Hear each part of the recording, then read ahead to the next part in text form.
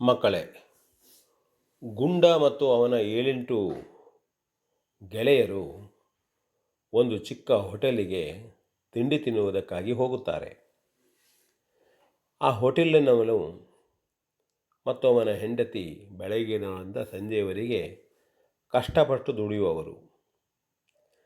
ಸಂಜೆ ಗಳಿಸಿದ ಹಣವನ್ನು ಮನೆಗೆ ತೆಗೆದುಕೊಂಡು ಹೋಗಿ ತಮ್ಮ ಬೇಕು ಬೇಡುಗಳನ್ನು ಪೂರೈಸಿಕೊಳ್ಳುತ್ತಾ ಇದ್ದಂಥವರು ಪ್ರಾಮಾಣಿಕ ಕೆಲಸಗಾರರು, ಯಾರಿಗೂ ಮೋಸ ಮಾಡುವವರಲ್ಲ, ದುಡಿದು ತಿನ್ನುವಂಥವರು.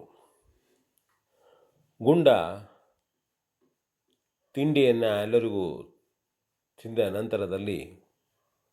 ಕೊಟ್ಟ ನಂತರದಲ್ಲಿ ಹೋಟೆಲಿನವನಿಗೆ ಎಷ್ಟಾಯಿತು ಬಿಲ್ಲು ಎಂಬುದಾಗಿ ಕೇಳ್ತಾನೆ. 480 ರೂಪಾಯಿ ಆಯಿತು ಎಂಬುದಾಗಿ ಹೋಟೆಲಿನವನು ಅವನಿಗೆ ಹೇಳ್ತಾನೆ. ಅವನು ಏನೋ ಆಲೋಚನೆ ಮಾಡ್ತಾ ತನ್ನ ಹೆಂಡತಿಯಲ್ಲಿ ಮಾತನಾಡುತ್ತಾ ಇವನಿಗೆ ಗುಂಡ 500 ರೂಪಾಯಿ ಕೊಡ್ತಾನೆ. ಆದರೆ 20 ರೂಪಾಯಿ ಚಿಲ್ಲರೆ ಕೊಡುವ ಬದಲು 480 ರೂಪಾಯಿಯನ್ನು ಗುಂಡನಿಗೆ ಅವನು ಕೊಟ್ಟು ಬಿಡ್ತಾನೆ. ಗುಂಡ ತೆಗೆದುಕೊಳ್ತಾನೆ. ಹಾಗೆ ಕಿಸೆಯಲ್ಲಿ ಹಾಕಿ ಬರುತ್ತಾ ತನ್ನ ಗೆಳೆಯರಲ್ಲಿ ಹೇಳ್ತಾನೆ, ನೋಡಿ ತನಗೆ ಎಷ್ಟು ಲಾಭ. ಆ ಹೋಟೆಲಿನವನಿಗೆ ತಿಳಿಯಲೇ ಇಲ್ಲ, ನನಗೆ 20 ರೂಪಾಯಿ ಮಾತ್ರ ಕೊಡಬೇಕಾಗಿತ್ತು ಅವನು, ಆದರೆ 500 ರೂಪಾಯಿ ನಾನು ಕೊಟ್ಟಾಗ 480 ರೂಪಾಯಿಯನ್ನು ನನಗೆ ಕೊಟ್ಟಿದ್ದಾನೆ. ಇನ್ನೊಂದು ದಿನ ನಾವು ಹೋಗ್ಬೋದು, ಮಜಾ ಮಾಡ್ಬೋದು ಎಂಬುದಾಗಿ ಅವನು ಮಾತಾಡ್ತಾ ಇದ್ದ. ಹಾಗೆ ಅವರು ಎಲ್ಲರೂ ತಮ್ಮ ತಮ್ಮ ಮನೆಗೆ ಹೋದಾಗ ಗುಂಡನ ಗುರುಗಳ ಮಗನೂ ಸಹಿತ ಅವನ ಗುಂಪಿನಲ್ಲಿದ್ದ. ಅವನು ತನ್ನ ತಂದೆಗೆ ಹೇಳ್ತಾನೆ, ಈ ರೀತಿ ಕತೆ ನಡೆಯಿತು, ಗುಂಡನಿಗೆ ಲಾಭ ಆಯಿತು ಎಂಬುದಾಗಿ. ಆಗ ಆ ಗುರುಗಳು ತನ್ನ ಮಗನನ್ನು ಕರೆದುಕೊಂಡು ಗುಂಡನಲ್ಲಿಗೆ ಬಂದು, ಗುಂಡ ಬಾರೋ ಇಲ್ಲಿ, ನಿನಗೆ ಲಾಭ ಆಗಿದೆಯಲ್ಲ ಇವತ್ತು, ನೋಡುವ ಲಾಭ ಹೇಗಿದೆ, ಅದರ ಪರಿಣಾಮ ಏನು ಎಂಬುದನ್ನು ತೋರಿಸ್ತೇನೆ ಎಂಬುದಾಗಿ ತನ್ನ ಮಗನೊಂದಿಗೆ ಗುಂಡನನ್ನು ಕರೆದುಕೊಂಡು ಆ ಹೋಟೆಲಿಗೆ ಬರ್ತಾರೆ. ಸಂಜೆ ಸಮಯ. ಅವರು ಹೋಟೆಲಿನ ಕೆಲಸವನ್ನು ಮುಗಿಸಿ ಲೆಕ್ಕ ಮಾಡಿ ಮನೆಗೆ ಹೋಗುವ ಸಮಯ. ತುಂಬ ಬೇಸರದಲ್ಲಿರ್ತಾರೆ. ಇಷ್ಟೆಲ್ಲ ದಿನ ಬೆಳಗ್ಗಿಂದ ಸಂಜೆ ದುಡಿದಾಯಿತು, ಹಣ ಎಲ್ಲಿಗೂ ಹೋಯಿತು. ಹೆಂಡತಿ ಎಲ್ಲಿ ಮನಸ್ಸಿಟ್ಟಿದ್ರಿ ನೀವು, ಯಾಕೆ ಹೀಗಾಯಿತು, ಒಬ್ಬರೊಬ್ಬರು ಹೇಳ್ತಿದ್ರು, ದುಃಖ ಮಾಡ್ತಾಯಿದ್ರು. ಅದನ್ನು ಈ ಗುರುಗಳು ಗುಂಡ ಮತ್ತು ತನ್ನ ಮಗನಿಗೆ ಕೇಳಿಸ್ತಾರೆ.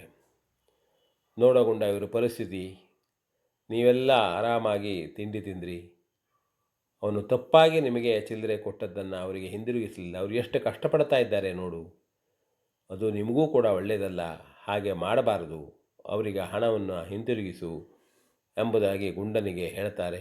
ಆಗ ಅವರ ಪರಿಸ್ಥಿತಿಯನ್ನು ಕಣ್ಣಾರೆ ಕಂಡ ಗುಂಡನಿಗೂ ತುಂಬ ಬೇಸರ ಆಗ್ತದೆ.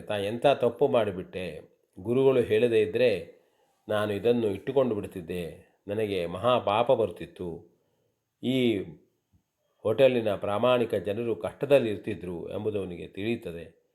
ಅವನು ನೇರವಾಗಿ ಆ ಹೋಟೆಲಿನವನ ಮುಂದೆ ಹೋಗಿ, ಅಣ್ಣ ನನ್ನನ್ನು ಕ್ಷಮಿಸು, ತಪ್ಪು ಮಾಡಿದೆ ನಾನು, ಬೆಳಗ್ಗೆ ನೀನು 20 ರೂಪಾಯಿ ಕೊಡುವ ಬದಲು 480 ರೂಪಾಯಿ ನನಗೆ ಕೊಟ್ಟೆ, ಅದನ್ನು ನಾನು ನಿನಗೆ ಆಗಲೇ ಹಿಂದಿರುಗಿಸಬೇಕಾಗಿತ್ತು, ಈಗ ತೆಗೆದುಕೋ ಹೇಳಿದಾಗ ಅವನಿಗೆ ಕಣ್ಣಲ್ಲಿ ನೀರು ಬರ್ತದೆ. ತನ್ನ ಹೆಂಡತಿಯನ್ನು ಕರೀತಾನೆ, ನೋಡು ಎಂಥ ಒಳ್ಳೆ ಹುಡುಗ ಇವನು, ಈಗ ತನಗೆ ತಂದು ಕೊಟ್ಟ ಎಂಬುದಾಗಿ ಗುಂಡನನ್ನು ಹೊಗಳುತ್ತಾನೆ. ಆಗ ಆ ಗುರುಗಳು ಕೂಡ ಅವರಲ್ಲಿ, ನೋಡು, ಯಾವಾಗಲೂ ಯಾರಿಗೂ ಮೋಸ ಮಾಡಬಾರದು, ಈ ರೀತಿಯ ಸಂದರ್ಭಗಳೇ ಬರ್ತವೆ, ಯಾರು ಯಾವ ರೀತಿ ಕಷ್ಟಪಡ್ತಾರೆ ಎನ್ನುವುದು ನಮಗೆ ತಿಳಿದಿರುವುದಿಲ್ಲ, ಅವರವರ ಶ್ರಮದ ಹಣ ಅವರವರು ತಿನ್ನಬೇಕು ಹೊರತು ಈ ರೀತಿ ಮೋಸ ಮಾಡಿ ಯಾರೂ ಹಣವನ್ನು, ಯಾವ ವಸ್ತುವನ್ನು ತೆಗೆದುಕೊಳ್ಳಬಾರದು ಎಂಬುದಾಗಿ ಅವರು ಸಂತೋಷದಿಂದಲೇ ತನ್ನ ಮಗನನ್ನು ಮತ್ತು ಗುಂಡನನ್ನು ಕರೆದುಕೊಂಡು ಮನೆಗೆ ಮರಳುತ್ತಾರೆ. ಇದು ಒಂದು ನಮಗೆ ಉತ್ತಮವಾದಂತಹ ಕತೆ. ಮೋಸ ಮಾಡಬಾರದು, ಹಣವನ್ನು ಆ ರೀತಿಯಾಗಿ ವಂಚನೆ ಮಾಡಬಾರದು ಹೇಳ್ತಕ್ಕಂಥದ್ದನ್ನು ತಿಳಿಸುತ್ತದೆ ಅಂತ ಹೇಳ್ತಾ ವಿ ಎನ್ ಭಾಗವತ್ ಬರಬಳ್ಳಿ.